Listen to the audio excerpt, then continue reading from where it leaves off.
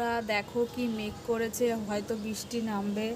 আজকে আমার সকালে একটা ছোট্ট ব্লগ এইটা দিয়েই শুরু করলাম। আবহাওয়াটা খুবই সুন্দর, দেখো আমার পাখি পড়ছে।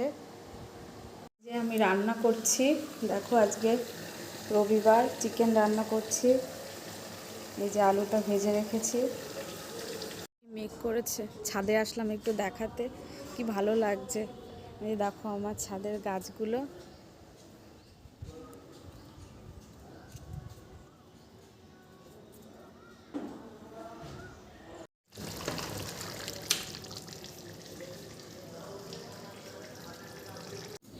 রান্নাটা করছি, দেখো তোমরা কি কি রান্না করছো কমেন্টে জানিও। আমি তো আজকে চিকেন রান্না করছি আর বেগুন দিয়ে পেঁয়াজ দিয়ে একটা ভাজা করব। দেখো বাইরেটা বৃষ্টিও শুরু হয়ে গেছে, দেখো প্রায় হয়ে গেছে। জল দিয়ে দিয়েছি, আর একটু ফুটলেই হয়ে যাবে।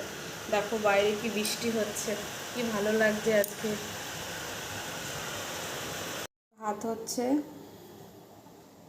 মানে বেগুন দিয়ে পেঁয়াজ দিয়ে একটু ভাজা ভাজা করেছি এরকম করে। দেখো এই যে 3 ভাই বোন টিভি দেখছে বসে বসে মন দিয়ে।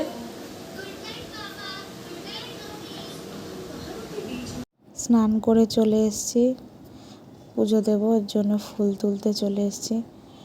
গাছে অত বেশি ফুল নেই, অল্প আছে। আমি রোজই এই ছাদে যাওয়া হয় ফুল, এখান থেকেই পুজো দিই।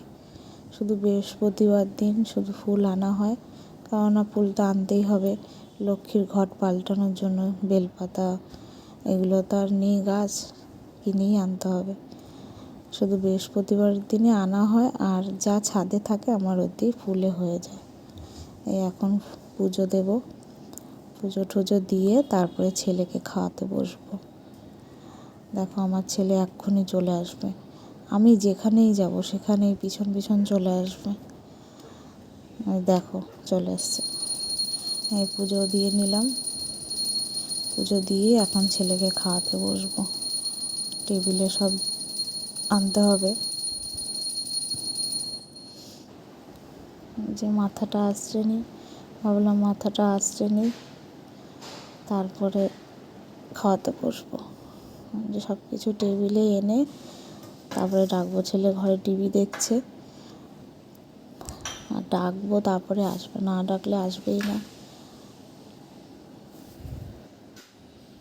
তোমরা আজকে কি রান্না করলে কমেন্টে জানিও। আমি তো আজকে 2 পদ করেছি, আর কিছু করিনি। আমি এখন ছেলেকে ডাকবো।